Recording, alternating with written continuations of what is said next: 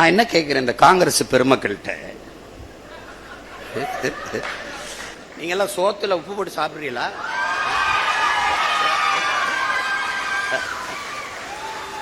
உங்களுக்கு மானம், ரோசம், சூடு, சொரணை, வெக்கம் இல்ல ஏதாவது ஒண்ணு இருக்க ஆனா எல்லாரும் நல்ல கசங்காத வேட்டி சட்டை மட்டும் வெக்கம் இல்லாம கட்டிக்கிறீங்க. வெக்கம் இல்லாம